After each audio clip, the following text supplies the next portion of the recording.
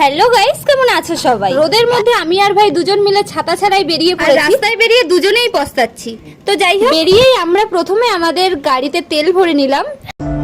কি আরে বলুন কি গাড়িতে তেল ভরে নিলাম, আই মিন সাইকেলে হাওয়া দিয়ে নিলাম।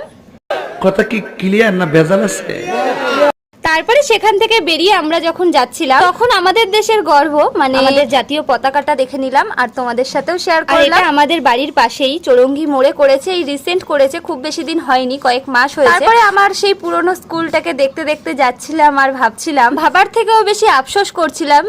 মনে হচ্ছিল যে ইস, আবার যদি সেই স্কুল লাইফটা ফিরে পেতাম তাহলে বিশ্বাস করো একটা দিনও মিস করতাম না। রেগুলার আমি স্কুল যেতাম। যখন স্কুলে পড়তাম তখন স্কুলে যেতে মন চাইতো না, বাট এখন ভীষণ মিস করি স্কুলটাকে। তারপরে আমরা চলে এসেছিলাম এটিএম এ টাকা তুলতে, বাট এসেই দেখছি আমি এটিএম কার্ড আনতে ভুলে গেছি। নামিয়ে দিয়ে ভাই গেছিল বুনুকে আনতে, তো বুনুকে নিয়ে আসার পরে যখন ভাইকে বললাম, ভাইয়ের হাসিটা দেখে তো বুঝতেই পারছো কিরকম সিচুয়েশন হয়েছিল। তো যাই হোক, তারপরে ভাইকে এটিএম কার্ড আনতে পাঠিয়ে আমি এসেছিলাম এই কাকার দোকানে জামা প্যান্ট কিনতে, কারণ আমরা তারকেশ্বর যাচ্ছি গাইস, তারকেশ্বর বাবার কাছে। তারপরে সেখান থেকে কাজ মিটিয়ে আমি আবার ব্যাংকে আসলাম, তো এখানে একটু কাজ ছিল, সেই কাজটাও করলাম। তারপরে আবার সেই আমাদের পতাকাটা দেখতে দেখতে বাড়ি ফিরলাম।